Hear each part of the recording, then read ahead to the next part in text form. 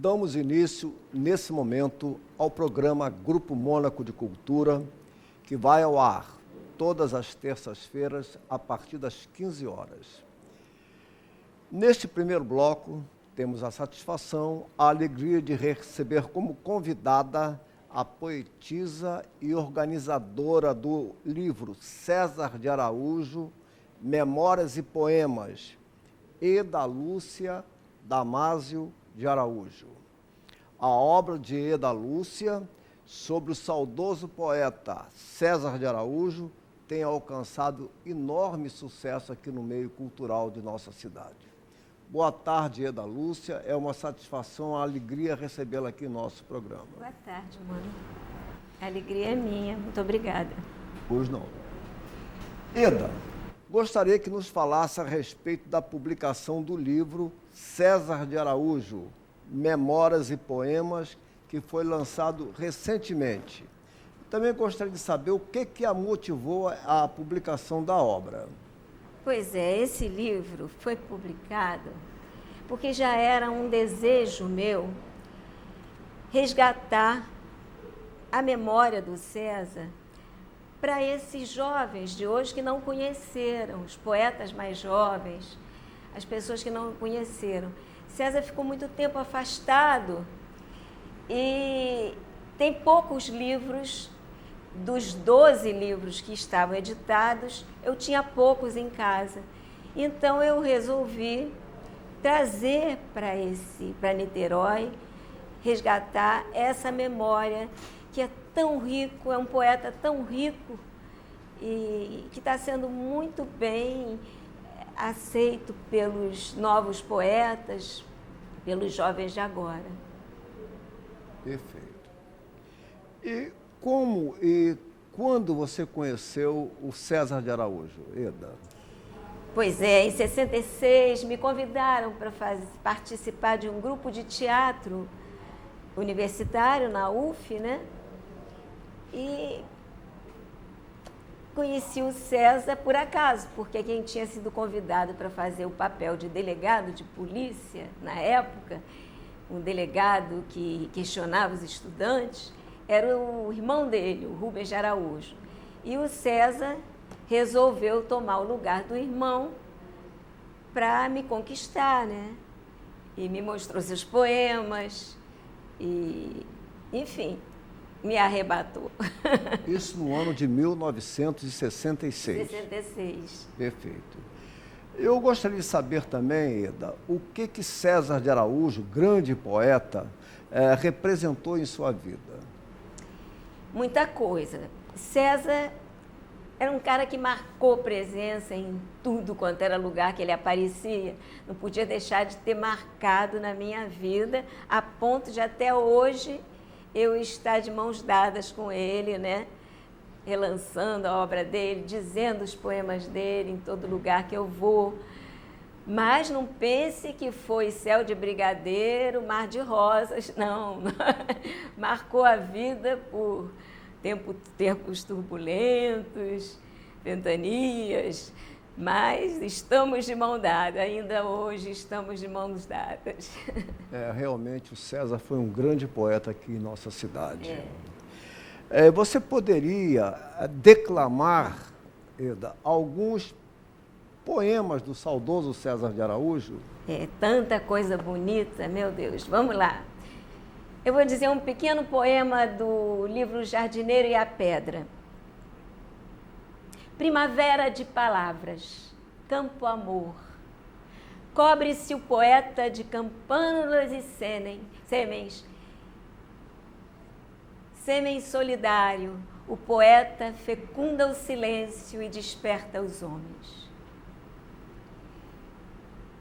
Outro do livro Eu Impessoal. Pedra, pedra, amo-te assim, impermeável, áspera e dura. Amo o teu silêncio pétreo e majestoso, tua brutal essência e aparência. Não te chamo flor dos concretos, te ajardinaria. Não te chamo brisa concreta, te suavizaria. Deito-me em ti, à beira-mar, à beira da estrada, no meio do campo. Frágil e pequeno, meu corpo deita. É a forma do encontro de abraçar um Deus. Pedra, mais planeta do que eu. Bonito, bonito. O César deixou publicada diversas obras, Eda. Você poderia relembrar, citar algumas de suas obras? Sim. A primeira obra foi Das Faces. Eu não trouxe aqui, eu trouxe aqui para vocês verem, olha, Um Sol Maior que o Sol, que foi um livro editado também depois da morte dele, mas que ele que organizou, eu só cumpri, né? Ele deixou os originais prontos. Esse livro aqui, O Rei do Silêncio, é um livro de contos. É um livro que foi encomendado pela Orcal, um trabalho para ele. Orcal era uma imobiliária em Niterói, do qual o César foi diretor de um centro de artes. E queriam que César homenageasse um grupo de coral, né, que tinha sido premiado, um grupo de crianças, um coral de crianças. Então, César me perguntou o que ele devia fazer e juntos eu bolei essa história e ele acabou escrevendo o livro, que ficou muito lindo.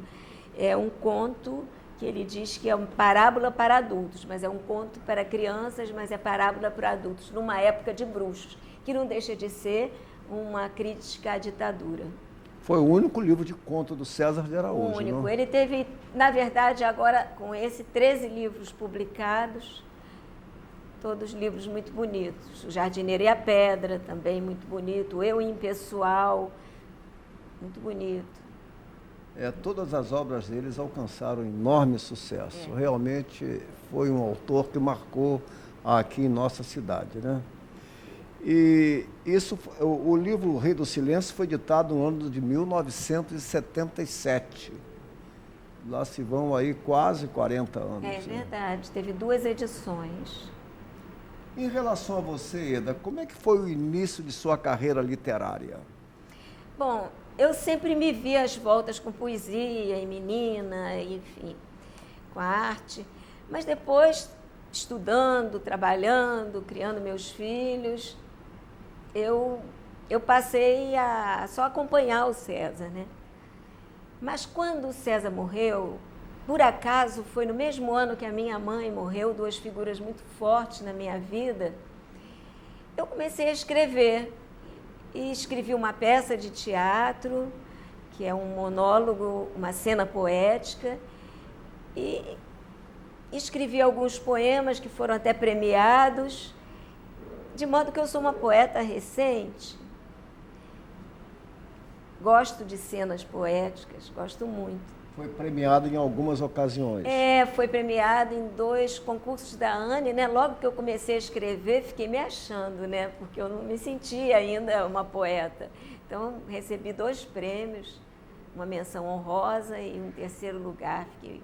Se não me engano, foi na época da presidência Mila Barbosa. Mila Barbosa, Isso, que ela promovia uma série de eventos.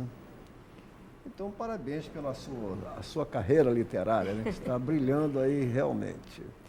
E eu queria também saber, nesse meio cultural que você tanto... Alguns dos seus incentivadores. Você poderia lembrar, assim, alguns? Sim. Olha... Além do César, é claro. Né? A Neuza Peçanha, que foi a primeira pessoa que leu, né, um poema meu, e me pediu o poema emprestado para uma atividade que ela tinha que fazer. Eu nem acreditei. Eu disse, mas você quer isso? Isso é... Disse, não, eu preciso desse tema, você é uma poeta. E aí eu começava a escrever e a entregar a Neuza. E todos os poemas que eu escrevia, ela escrevia qualquer coisinha sobre o poema. Eu tenho isso guardado. E ela que me incentivou, inclusive, a participar desses 2 concursos, né? Luiz Antônio Pimentel também foi um outro incentivador da sua carreira, porque sempre ele me falava a seu respeito, e também do César. Né? Ele também, o próprio César foi, aliás, antes da Neuza, foi a primeira pessoa a ouvir um poemeto meu que eu não julgava poema. E ele, com aquela voz dele, né, grave, você fez um poema, bonito poema. E a Neuza Peçanha é uma das figuras aqui das mais respeitadas no meio literário. Realmente é uma figura notável pelo seu trabalho, pela sua trajetória. E todos nós admiramos e respeitamos pela sua... Encantadora, excelente poeta. É verdade. E a filha também, a Solane Carvalho. A Soninha é uma escritora fantástica, contista. Sônia Peçanha, exatamente. Eu queria também saber, Eda, se você participa de algum movimento literário. Ah, sim. Para divulgar a obra do César, eu comecei a frequentar assim esses ambientes culturais, né, que se faziam saraus. Então, logo de início, eu entrei numa rodinha onde estava o João do Corujão. Na época não era esse nome, na época era Dizer Poesia, e estava na Veredicto. Eu fui entrando, levando esse livrinho, O Sol Maior que o Sol, e dizendo poemas de César, e logo comecei a escrever, dizendo os meus também. A Lucília Dowsley, né, do Brinde à Poesia, ela já me conheceu através do meu filho, disse que eu era poeta, já me convidou, fez algumas homenagens assim, me convidou para fazer como artista convidada, né, dos eventos dela várias vezes. Enfim, tem dois rapazes, o Rômulo Narducci e Rodrigo Santos, da Uma Noite na Taverna, excelentes poetas, que se encantaram também com a poesia do César, né? E já fizeram 3 homenagens a ele. Inclusive, eu colhi o prefácio de Antônio Olinto no primeiro evento que eu fui na Uma Noite na Taverna, que é um evento muito bonito também. E agora eles fizeram, lá em São Gonçalo teve mais uma homenagem a César, mas aí foi da Academia de Letras e Ciências de São Gonçalo. Mas eu frequento, de vez em quando vou dizer algum poema de César, e agora no dia 14 eu vou fazer uma cena poética lá, de minha autoria. Você falou na Lucília Dowsley, ela realmente desempenha um belo trabalho já há muitos anos, incentivando aqui os poetas de nossa cidade com esse projeto, Um Brinde à Poesia. Um Brinde à Poesia. A Lucília é uma pessoa de uma perseverança. Os primeiros saraus eu ia na casa dela mesmo. Depois era outro lugar e outro. Ela foi ampliando, ela é uma pessoa iluminada, como o João também. São pessoas solidárias, pessoas que querem somar, que querem dar oportunidades, né? O João Luiz de Souza também há muitos anos desempenham... Muitos anos. Os dois mais ou menos ao mesmo tempo. Esses de Uma Noite da Taverna tem 10 anos já o evento deles no Sesc de São Gonçalo. Também é um evento muito bonito. Esse no Sesc São Gonçalo, Uma Noite na Taverna. Uma Noite na Taverna. E como é que você viu essas homenagens prestadas na Noite na Taverna ao César de Araújo? Pois é, essa gratificação que me veio, né, de um trabalho que eu faço que é até menor do que o César merecia, mas é o que eu posso fazer, né, de divulgação e ver o resultado, né? Jovens, poetas jovens e bons poetas, né, dizendo os poemas dele, incentivando outras pessoas a lerem as poesias do César. Isso me emociona muito. E ele foi homenageado algumas vezes, não foi apenas uma? 3 vezes por Uma Noite na Taverna, 3 vezes. E, assim, outras homenagens você poderia lembrar, além da Noite na Taverna? Sim. Bom, César vivo foi muito homenageado, mas na última homenagem que fizeram a ele foi Poesia de Boca, Ele disse, na época, o Pimenta, Rafael Pimenta. Rafael Pimenta. É. E logo assim que ele morreu, lá na sua livraria, na sua calçada, o calçadão, amigos como Miguel Coelho, criatura extraordinária, que, junto com você, levaram uma porção de amigos, né, para conversar sobre César, falar sobre ele, né? Aquilo para mim foi muito tocante. Essa foi a primeira das homenagens a César, né? E eu abri um espaço cultural na época em 80, peraí, quando foi? Eu nem me lembro mais. Eu abri um espaço cultural para o César, que ficava funcionando na João Pessoa. E tinha sempre um evento de poesia chamado Cirandando com a Poesia. Era o carro-chefe do espaço cultural. Então, as pessoas cantavam cirandas e iam para o meio da roda dizer poesia.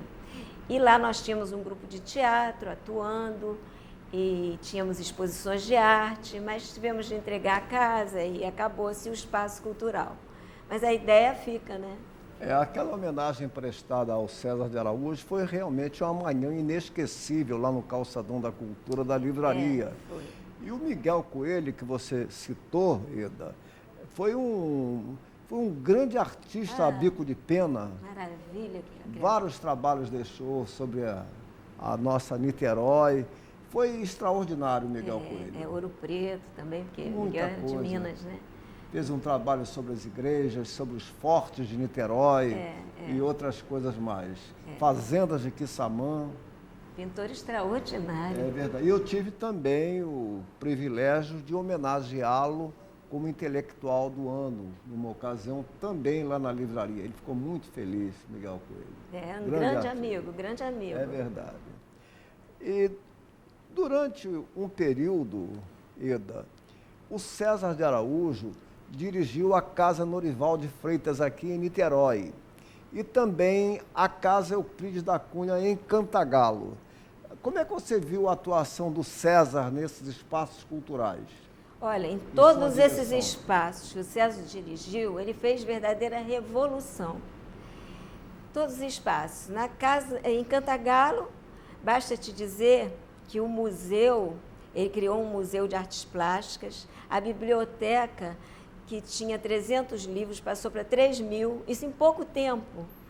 E as exposições e tudo que ele levava para lá, e levava Cantagalo para fora de lá, para o Brasil. Criou, na Academia Brasileira de Letras, um evento sobre Euclides da Cunha, na Semana de Euclides da Cunha. Muita coisa ele fez, e foi justamente na época da ditadura em que perseguiram o pessoal que trabalhava para o Departamento de Difusão Cultural, e ele teve que sair, né, desse trabalho tão lindo que ele estava fazendo. Depois, na Casa Norival de Freitas, ele também, quando entrou, fez um trabalho bonito. E na OAB, ele foi diretor cultural da OAB, também revolucionou, criou uma antologia dos poetas, né?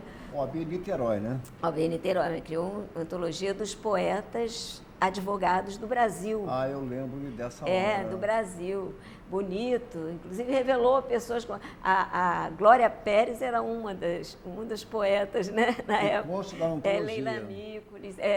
Tem muita gente importante. É verdade. E na Casa Norival de Freitas também fez um trabalho notável, porque ali abrigou a minha coleção fluminense, né? O acervo fluminense, que depois foi para a Universidade Federal Fluminense, e também a Biblioteca Lacerda Nogueira, além da oficina de encadernação, e realizou inúmeros eventos lá na Casa Norival de Freitas, e eu presente a esses momentos importantes da cultura de nossa cidade.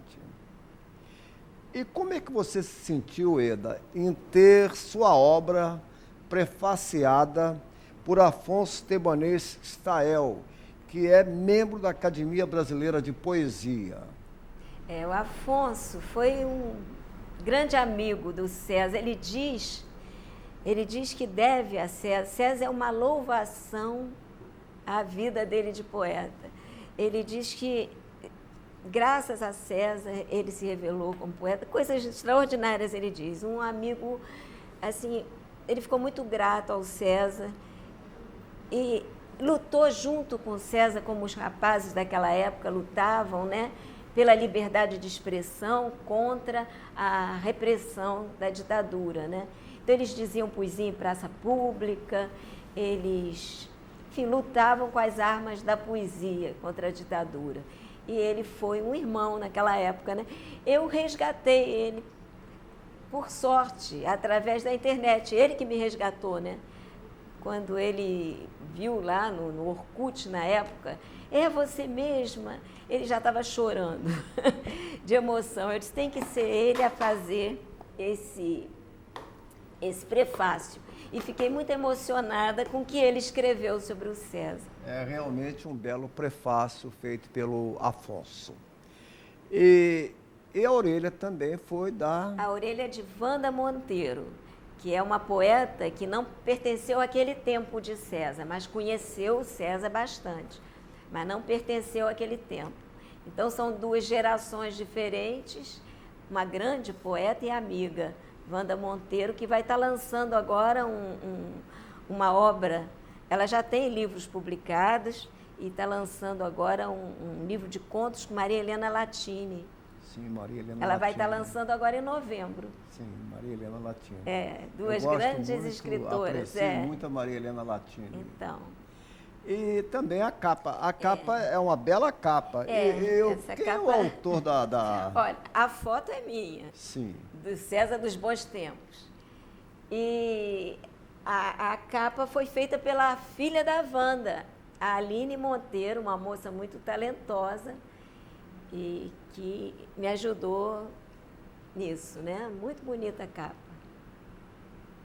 Bela capa. César jovem. César aí. falando, jovem ainda. Aqui atrás também eu pedi para botar essa frase dele, ele dizendo, não sei se aparece, é tão pequenininho, né? Só se puser um zoom aí. Silenciar por quê? Se o trovão me deu sua voz e o raio os olhos para eu ver dentro da noite. É o que está escrito aqui atrás. E ele tinha um vozeirão mesmo e um olhão. Uma bela voz, uma bela voz. E eu também queria saber como é que foi, Ida, a seleção dos poemas que constam desse livro.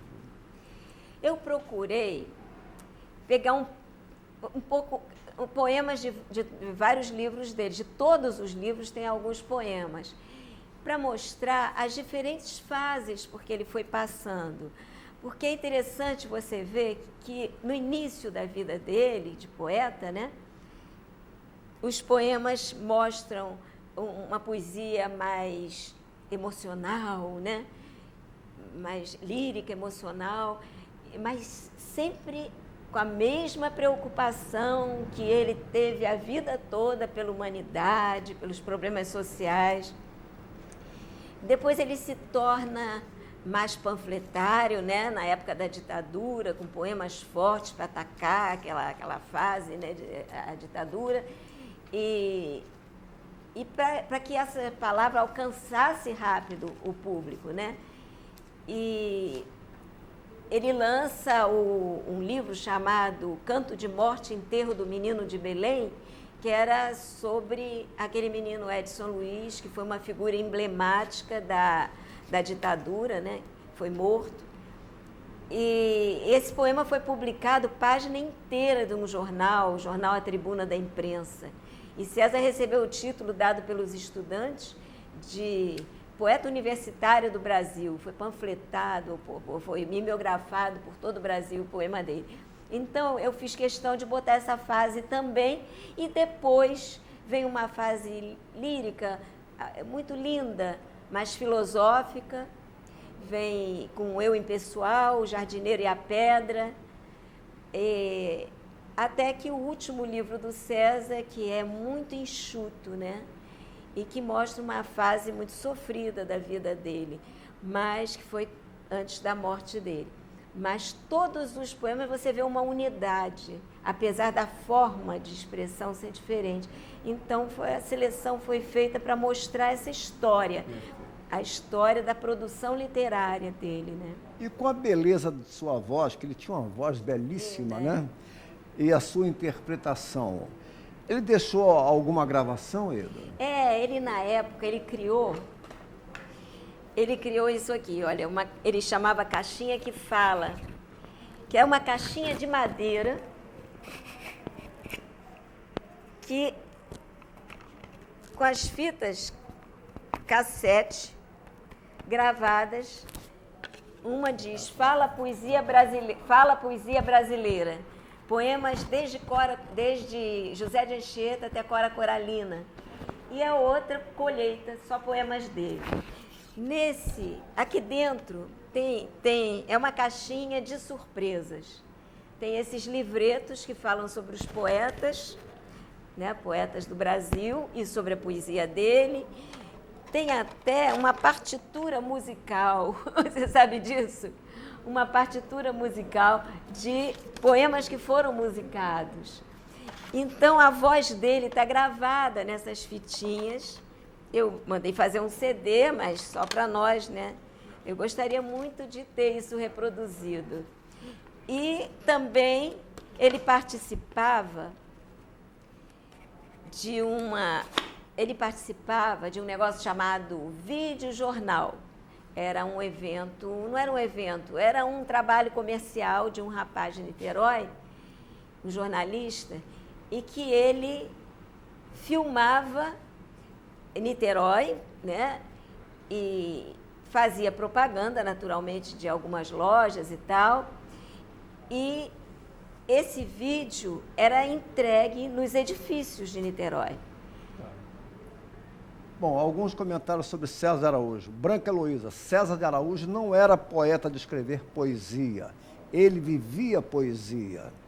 Cassiano Ricardo, são versos muito bonitos, por seu lirismo simples, mas substancioso, tocados pela pureza de suas intenções e de sua linguagem, entre outros comentários. Considerações finais, Eda? Muito feliz por mais essa oportunidade de estar trazendo a poesia de César para o público de Niterói, para que possa ser pesquisado, avaliado futuramente pelas novas gerações. Muito obrigada a você, a vocês, a equipe. Bom, despeço-me agradecendo a presença da poetisa Eda Lúcia Damaso de Araújo aqui em nosso programa e também aos nossos queridos telespectadores. O segundo bloco terá o comando da psicóloga e acadêmica Elizabeth do Vale. Muito obrigado.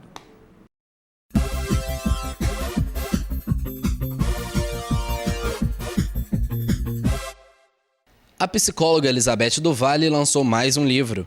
Em quem tratará disso, a autora questiona o serviço prestado nas unidades de tratamento intensivo dos hospitais de todo o Brasil. Nosso cenário atual mostra para a gente que a saúde está extremamente precária, deficiente, sucateada e abandonada. O editor Luiz Augusto Hertal fala da relevância do tema exposto por Elizabeth e do trabalho de edição do livro. Bom, a Elizabeth do Vale é uma das grandes escritoras da cidade de Niterói, já tem alguns trabalhos publicados e agora ela faz uma incursão por um tema delicado, mas da maior relevância, da maior importância de ser trazido à tona. Então foi prazeroso fazer a edição desse livro e foi, assim, a edição é facilitada pelo autor, né? O bom autor, ele facilita a edição. Desenvolvido a partir da experiência que a autora teve com a mãe em um hospital aqui em Niterói, Elizabeth defende principalmente a presença de equipes multidisciplinares nas UTIs dos hospitais. Em primeiro lugar, a importância da equipe multidisciplinar é fazer com que o tratamento seja cada vez mais eficaz para o enfermo. Num segundo momento, tirar um pouco das costas do médico assistente a carga que ele pega, que é muito grande. A escritora distribuiu autógrafos a convidados na Sala Carlos Couto, no Teatro Municipal de Niterói. Eu creio que vai ser muito importante para a gente, uma vez, principalmente para mim, que já sou uma pessoa idosa, né? Todo o cuidado que devemos ter na escolha de profissionais, hospitais, essa coisa toda que hoje em dia a gente tem tido tantos problemas, né? Tem, né, no livro reflexões para contribuir com os doentes hospitalares, principalmente de UTIs, né? Pelo que eu entendo e sei que ela sofreu muito e tudo que ela passou em relação à doença da mãe. Tem que ter um alerta, né? Porque o CTI, o familiar fica sem proteção, sem informação, é uma coisa muito... restringe muito a família, né? O tema eu acho que vai bater em muita gente, né? Eu acho que vai ter uma repercussão de discussão. Essa equipe multidisciplinar precisa estar assim, dentro das UTIs, vendo o paciente olho no olho.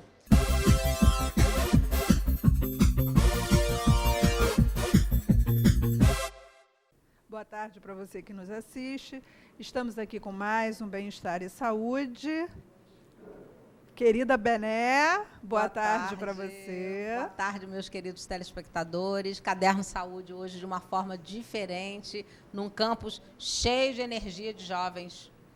A Muito gente bom, toda né? descabelada por causa da ventania lá de fora, não foi, Sim, Bené? mas faz de conta que não estamos vendo esse descabelamento todo. Antes de mais nada, Elizabeth, parabéns pelo Dia do Escritor. Você que é escritor, que está me vendo, que está assistindo, parabéns pelo seu Nossos dia. parabéns, Tá? E com obrigado certeza. por todas as viagens que vocês nos proporcionam. É isso aí. Quantas viagens, Muitas, né? muitas Quantas viagens bonitas, que salvam tantas vidas, que Verdade. ajudam tantas pessoas a superar tantos momentos difíceis. Com certeza, Né? com certeza. Hein? Férias, um sofá, um livro, não precisa mais nada. Não é? Mais nada. É, exatamente. Para que tanta tecnologia, né? É verdade, é verdade. Gente, hoje eu estou aqui com alguns e-mails, então a gente vai trocar umas ideias, né? E Bené vai dar aí um suporte jornalístico. Sim, senhora. Né, Bené? Sim, senhora. Bené vai me dar um suporte jornalístico. Gente, a tarefa dada ao vivo, hein? Ninguém merece. É, a tarefa certo. dada ao vivo é fogo. Responder na bucha, assim, não é mole, não. Tá olha. certo? Vamos lá. Então, vamos lá. Elizabeth, sou músico, tenho 56 anos, uma família amorosa, um bom relacionamento com minha mulher e meus filhos. Porém, no momento, estou passando por uma situação extremamente difícil. Há 1 ano, meu pai faleceu e tive que trazer minha mãe para morar em minha casa. Ela não conseguiu morar só. Entrou num pânico muito grande, ficou muito deprimida e não conseguimos tratá-la adequadamente, pois ela se recusou a tomar medicamentos para depressão e vem gradativamente se desinteressando pela vida. Eu e minha mulher não estamos conseguindo ajudá-la. Ela não coopera conosco e não gosta de ficar com mais ninguém. Estamos muito cansados e isso está interferindo no nosso comportamento e na relação com os nossos filhos. O que fazer? Como resolver essa questão? Por onde começar? Por onde começar a conversar com alguém que não só talvez pronuncie, né, quer dizer, verbalize a questão da tristeza, da solidão, de uma maneira geral, mas que gradativamente vai tendo até um comportamento de afastamento no sentido dessa reclusão, né, de ir se excluindo gradativamente da vida, do contexto, das pessoas que estão ao redor, né, da vida, né, que está ao redor. Eu diria que essa situação, como ela está descrita aqui, quer dizer, ela já está num momento em que essa depressão, esse comportamento, ele já está extremamente, vamos dizer assim, cristalizado, porque já se passou algum tempo do falecimento do marido e, em vez deles terem conseguido alguma melhora em algum nível de atendimento aí específico, em termos até médicos, mas a coisa retrocedeu, já que ela não quer ficar com mais ninguém, que ela vai se fechando cada vez mais.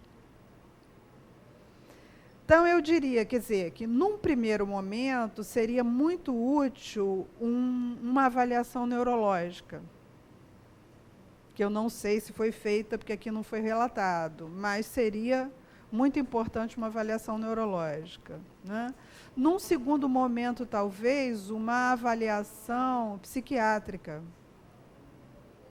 né? Tem uma série de comportamentos que acontecem face a demências também, que muitas vezes vêm com o passar dos anos, vêm com a idade, e que não são propriamente detonadas pela perda de alguma coisa específica, ou de um ente querido propriamente dito, mas que elas estão gradativamente se intensificando dentro da pessoa como comportamento, a partir até de, às vezes, trocas metabólicas que estão em desordem, como algumas doenças. Né? Doenças relativas à tireoide, doenças relativas a uma série de componentes, né? O próprio diabetes mesmo, e outras tantas doenças imunossupressoras que ocorrem e que vão incapacitando gradativamente a pessoa dessa convivência, vamos dizer assim, dessa motivação para o viver. Eu pude perceber no começo da sua fala, você fala de uma família que usa uma expressão que eu gosto muito, uma família extremamente amorosa. Isso.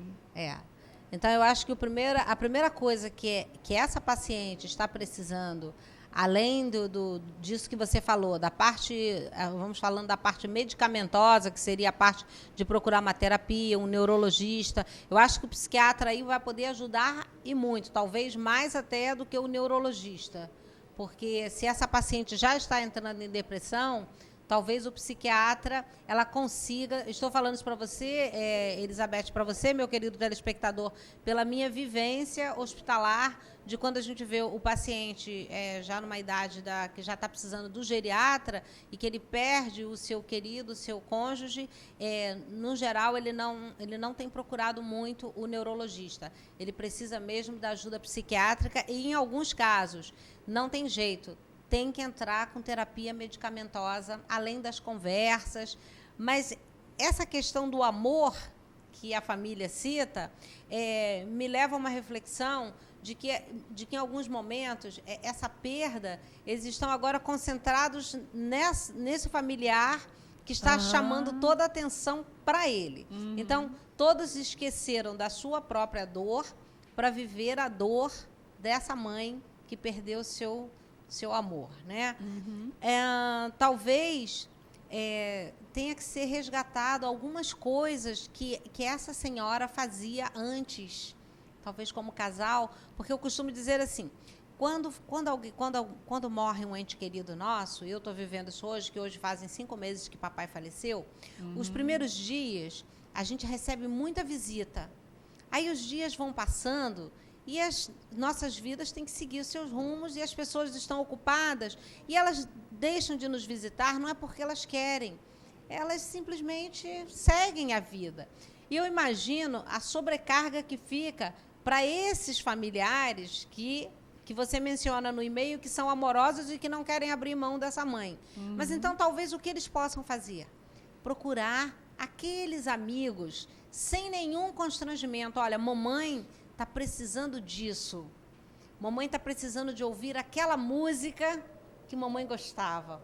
Ou, senhora escritora, mamãe lia um livro antigamente que fazia muito bem para ela. São o que eu chamo de terapias alternativas. E que eu estou vivendo isso com a mamãe, e que eu ligo todos os dias, e às vezes tenho que repetir 50, 100 vezes. Ontem mesmo foram 54 minutos repetindo como se fosse um mantra de uma possibilidade de ajuda para amenizar essa dor. E, às vezes, a família fica constrangida de buscar os amigos. E, às vezes, os amigos querem ser incomodados e querem dizer, eu posso ajudar, eu quero partilhar. Com certeza. Então, não é só uma terapia médica, né? Uhum. Eu acho que está faltando aí, talvez esses filhos, se eu estivesse no lugar deles, eu estou fazendo isso e vocês não têm ideia. A casa de mamãe, há 5 meses, não tem um final de semana vazio. A casa está sempre cheia, porque nós providenciamos isso para que ela se sinta como era quando o papai era vivo. O papai era alegria em pessoa, então a gente quer manter essa alegria. Para que ela se sinta um pouco mais acompanhada. Com certeza. Já com que certeza. a própria idade em si, ela já é um fator de fragilização para qualquer um de nós. Claro. Né? Todo ser humano, né, caminhando cronologicamente em idade, vai sentindo que a sua performance não é mais a mesma, Sim. sua estrutura biológica não é mais a mesma, Sim. portanto, a estrutura psicológica há de conseguir cada vez ter uma condição de suporte maior para poder lidar com essa desintegração que vai ocorrendo vagarosamente na área biológica. Quer dizer, enquanto a curva biológica do ser humano vai decrescendo, a psicológica tem que ter condições de ir entendendo esse processo, para poder administrar isso, para poder lidar com isso. Então, vou dar uma sugestão aqui, que eu acho que é pertinente, que é muito relevante nesse momento, já que até agora as tentativas que foram feitas não foram muito bem sucedidas. Então, vou dar aqui uma sinalização para alguma coisa que pode ser tentada mais especificamente nesse atendimento, que é importante de ser feito, que seria trazer, então, um terapeuta. Agora, não é qualquer terapeuta não, gente, porque, olha só, hoje, infelizmente, a gente está passando por um momento um pouco difícil em todas as áreas profissionais, em que as pessoas, às vezes, fazem um curso e se intitulam terapeuta, por exemplo, né? Vamos dar o exemplo aqui, eu sou terapeuta, mas quando você aborda um determinado assunto que realmente você tem que ter embasamento para aquilo, tem que falar sobre aquilo, tem que ter respostas com maior conteúdo, mais precisão de acompanhamento, inclusive acompanhamento estatístico. Você vê que a pessoa, às vezes, ela não tem condição, firmeza, sustentação suficiente, inclusive de estrada. Porque isso, na questão do ouvir, na questão da psicologia em si, é importantíssimo. A estrada é muito importante. Porque a gente sai da universidade, quando a gente sai da universidade, a gente fica naquela coisa dos modelos que a gente elegeu enquanto estava ali dentro, que são nossos professores, é evidente. E a gente só vai constituir uma identidade mais fortalecida a partir do momento que a gente já tem uma certa caminhada, né? Principalmente na área clínica. Então, eu diria que, nesse momento, valeria a pena trazer um terapeuta que atenda no domicílio. Isso é importante, já que ela, nesse momento, se nega até, mesmo estando em casa, ficar com pessoas que não sejam pessoas da família. Então, se informar, ter uma indicação muito própria de que pessoa seria essa para fazer a tentativa de vir ao domicílio, ter uma conversa, bater um papo, mas de uma forma, vamos dizer assim, enfocando o dia a dia, os acontecimentos que ela está passando nesse momento e justamente conseguir puxar o fio dessa meada, quer dizer, a partir de quando essas coisas começaram a acontecer com essa intensidade, para ver se consegue um encaminhamento melhor, um direcionamento melhor e chegar a bons termos nessa situação. Então, é o que eu colocaria aqui. Agora, escolha bem essa pessoa que vai ser pensada para vir ao seu domicílio. Isso é importantíssimo. Entendi. E aí eu queria abrir um parênteses. Porque não é qualquer pessoa eu que queria tem abrir um essa parênteses e experiência. dizer que, nesse sentido, o médico de família, que eu e Elizabeth temos batido sempre nessa tecla, que o atendimento de saúde, as coisas não andam realmente bem, a questão de saúde na cidade, no país, no geral, não anda bem, mas eu posso te dizer que aqui em Niterói nós temos a policlínica aqui da Estrada da Cachoeira, que a gente chama Policlínica do Largo da Batalha, e a Policlínica de Itaipu, que precisei de ajuda para uma pessoa, telefonei, me identifiquei e prontamente consegui ajuda, para minha surpresa. E em Itaboraí existe o programa Médico de Família, que você telefona, explica a situação do seu idoso, que não pode, que não tem condição, às vezes, de se locomover. Exatamente, e eles mandam uma equipe. Eu também não acreditei e experimentei na própria pele. Entrei em contato e, para minha surpresa, chegou na casa dos meus velhinhos a fisioterapeuta, um médico e uma enfermeira. Então, o acolhimento naquele momento fez toda a diferença. Então, eu acho que, nesse aspecto, você tem razão. Hoje em dia, os modismos, as famosas terapias da moda, às vezes, não é o que esse paciente que nós estamos comentando esteja precisando. Eu chamaria até que são as consultorias da moda. As consultorias da moda, perfeitamente. Né? Hoje a gente vê aí vários profissionais falando de consultoria, barará, barará, barará. Você vai ver, a psicologia já faz isso há muito tempo. Quer dizer, resolveram pegar cadeiras da psicologia e dar um outro nome para a coisa e... Eu não digo nem que não há boa intenção por trás disso. Não, com certeza. Mas a questão é que esse paciente talvez não esteja precisando viver uma experimentação. Ele esteja precisando viver, conviver, estar com alguém que tenha vivência no problema, para que ele possa ser ajudado no menor tempo possível. E até nessa questão específica da pessoa que está reclusa em casa, ela provavelmente vai se sentir muito bem se alguém vem ao encontro dela na tentativa de resgatá-la para a vida. Com certeza. Porque isso é uma atitude de amor, gente. Com certeza. Né? É uma atitude de desprendimento do profissional, que deixa o seu local de trabalho e se dispõe a fazer esse trabalho. Agora, é óbvio, né, que alguns profissionais também, para fazer esse tipo de trabalho, metem a mão. Sim. Quer dizer, aí querem comercializar a coisa de uma maneira que fica impraticável. Entendi. Então, isso tudo tem que ser visto no profissional, porque isso tudo faz parte da personalidade do profissional. Com certeza. Né? Com certeza. Saúde sem humanização. Pois é. O que está acontecendo com a saúde nesse momento? A saúde está se degradando de maneira tal, porque você colocar conhecimento na mão de pessoas que não têm estrutura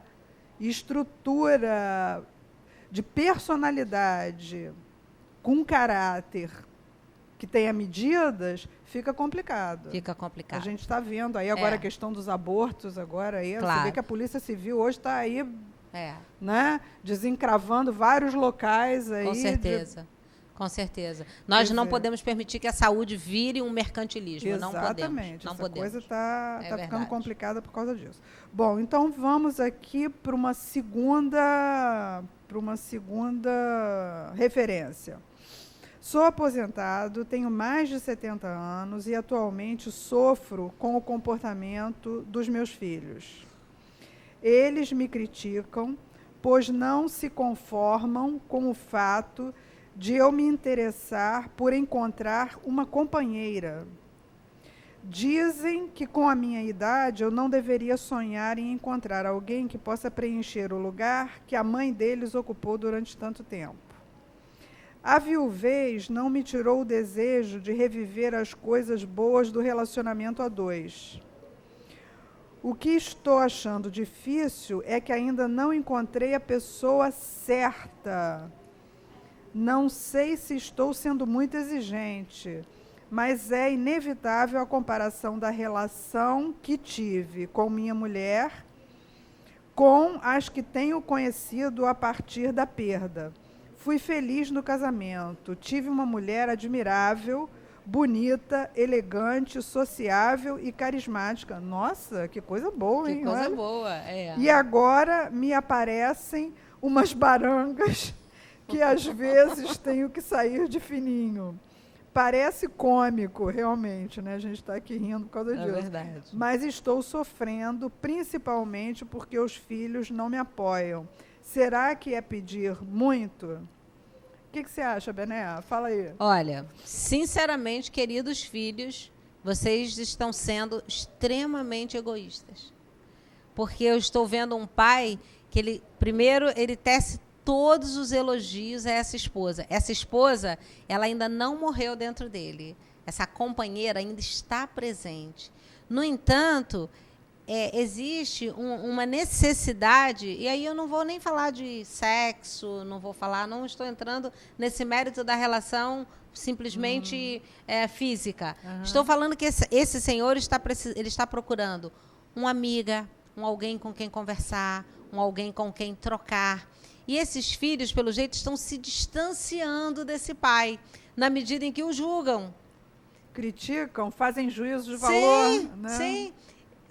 Lembrando sempre, eu não posso me esquecer disso, acredito que você também não, nós vamos chegar lá. Espero chegar aos 70 anos. E não sei como vai ser. E a gente, na medida em que a gente vai envelhecendo, já vamos passando por esse processo de mudança. Nós, mulheres que vivemos o processo da menopausa, o processo das mudanças hormonais, a degradação do corpo, né? A decadência do corpo, essa coisa toda. Mas eu estou vendo aí um homem de 70 anos que ele está inteiro para a vida. Ele perdeu a esposa, foi feliz, mas ele não quer abrir mão da vida. Eu não estou sentindo que ele queira agredir bonito, os né? filhos. Maravilhoso. É muito bonito. Olha, eu pego esses filhos com todo respeito, dou um couro neles, entendeu? Coloco-os na geladeira e, claro, vou torcer para que esse senhor encontre aí a cara metade dele, a Gente, companheira então, que meu ele está amigo, buscando. se você nesse momento está nos assistindo, aqui vai a minha dica para você. Olha só, não fique esperando que uma pessoa pode preencher o lugar de outra. Claro. Né? Até porque, se você teve um casamento muito feliz, se a sua mulher tinha essas virtudes todas que você descreve, né? Quer dizer, para os outros não interessa que ela tenha essas virtudes, mas para você, né? Para você ela teve todas essas virtudes. Vai ser difícil encontrar uma pessoa parecida, semelhante, né? Uma pessoa não preenche o lugar de outra. Então, Claro. é preciso que você tenha isso muito vivo dentro de você, para que não fique preso também a parâmetros, a um modelo que provavelmente você vai ter dificuldade de encontrar. Né? Quer dizer, que isso possa servir para te direcionar para pessoas, sim, que tenham alguma identidade com você, que tenham coisas afins, né? Afinidades, que tenha um bom relacionamento, no sentido, como a Bené estava dizendo, né? Nessa altura do campeonato, a gente não está procurando uma pessoa que preencha uma determinada e específica situação de carência que a gente possa estar passando, mas é um preenchimento em relação a muitas situações da vida que, nesse momento, como a gente estava falando anteriormente na outra questão, no outro questionamento, nessa altura do campeonato, a gente já está mais fragilizado, já passou por muitas perdas, né? Já não tem uma performance tão boa como antes. Claro. Né? Então, é o momento de juntar isso tudo e dizer, bom, qual é a primazia agora? O que realmente agora é mais importante? Né? E olhar em volta e poder ter um olhar generoso com as pessoas que estão em volta. Né? Não, também não generaliza essas barangas, quer dizer, Isso, me era parece isso que eu que há queria uma dizer. generalização de Com todo mundo que certeza. se aproxima é baranga. Com certeza. Tenha um pouco mais de generosidade no seu olhar. Eu posso dizer Um que... olhar mais complacente. É que eu posso dizer que talvez a princesa, que era a esposa, porque essa moça que ele construiu aí para nós, era uma princesa. Talvez essa princesa nunca se transformasse numa baranga, mas uma baranga pode se transformar numa princesa. Pois é, dependendo da relação, dependendo claro. desse feedback. Claro. Olha, as relações são profundamente transformadoras e motivadoras para a vida de uma maneira geral, tanto para o homem como para a mulher. Talvez ela seja uma baranga porque não encontrou o príncipe. E talvez ele seja o príncipe que a vá transformar nessa princesa. Então, olha, mais força na sua tática, com certeza, né, no seu feeling e em frente. Tá, ignore esses filhos, por favor. Não é? E os filhos que não chegaram ainda nessa idade, o dia que chegarem, eles vão lembrar e vão dizer, ai, coitado do meu pai, como ele sofreu. É verdade. Né? É verdade. Porque hoje a gente pode avaliar o que nossos pais passaram com a idade que a gente já tem. Com certeza. A gente pode avaliar os sofrimentos que eles tiveram e que nós, talvez, não tenhamos dado o carinho, o merecido acolhimento. Verdade, verdade. Né, que deveríamos dar e nos passou desapercebido pelo fato da pouca experiência de vida. É verdade. Eu queria lembrar aos filhos, por favor, amem seus pais, deem carinho enquanto eles estão aí do seu ladinho, porque, olha, meu amigo, faz uma falta, é uma ausência que é impossível de ser suprida. Exatamente. Impossível. Aproveite enquanto estão com vocês. E a última questão, Bené, é uma questão que Temos não é 3 minutos, não é Elizabeth? uma isolada. A gente tem 3 minutos, então vamos no VaptVupt. Chegaram, gente, vários e-mails falando sobre a questão do trânsito, principalmente aqui em Niterói, né, onde as motos cada dia mais atropelam os carros. E os pais estão apavorados com os filhos andando de moto para cima e para baixo e negando aos filhos a permissão para trafegar de motocicleta. Então, isso também está se tornando, em casa, entre pais e filhos, uma situação de atrito, de confronto, porque as ruas estão mesmo cada vez mais complicadas. É verdade. Então, a dica que eu poderia dar aqui é o seguinte, olha, às vezes não adianta ficar discutindo muito e dando exemplo e muita retórica para cá, para lá, O que acontece é o seguinte, motoqueiros, aqui vai minha sinalização para vocês, olha só. Os carros nem sempre atropelam a moto porque estão com raiva ou porque acham que está atrapalhando o trânsito. Não é bem isso. Há até, eu acho que motoristas que podem ter vamos dizer assim,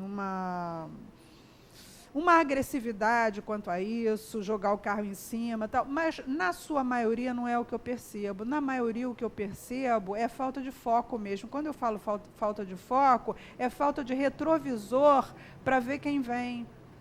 Vocês esquecem, motoqueiros, que o motorista está no volante, mas ele tem muitas vezes o ponto cego do retrovisor, que muitas vezes permite que ele não tenha acesso a quem venha ou por um lado ou pelo outro.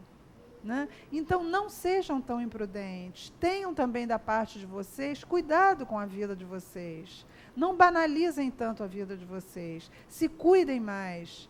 Percebam mais as coisas como elas estão acontecendo naquele momento e não se joguem tanto nesse impulso, sabe, de achar que o motorista, porque ele está num carro, ele está mais bem dotado de percepção. Não está. É um engano. Então, a percepção dele também é falha. Eu não vou comentar muito, porque o nosso tempo está acabando, mas eu só queria lembrar aos pais e filhos que liberdade com responsabilidade é possível. Então, é possível seu filho ter ser um motoqueiro, ter uma moto, mas desde que ele tenha responsabilidade no trânsito. Lembrando que Renato me cobrou a presença do Axel Grael, que viria falar sobre as nossas ciclovias e, claro, vamos aproveitar para falar sobre esse tema. Ele se comprometeu que tão logo termina esse período de eleição, ele vem conversar com a Elizabeth e com o Bené e vamos falar um pouco mais sobre esse assunto. Mas acho que liberdade com responsabilidade é bom em qualquer tempo. Sejam atentos e cuidem de suas vidas, né? Porque esse país precisa de futuro e o futuro desse país são os mais jovens. Então, se cuidem direitinho, tá? E, meu beijo, até o próximo programa. Grande beijo, até lá. Até terça, né? Com certeza. Feliz Dia do Escritor para você. Para vocês também.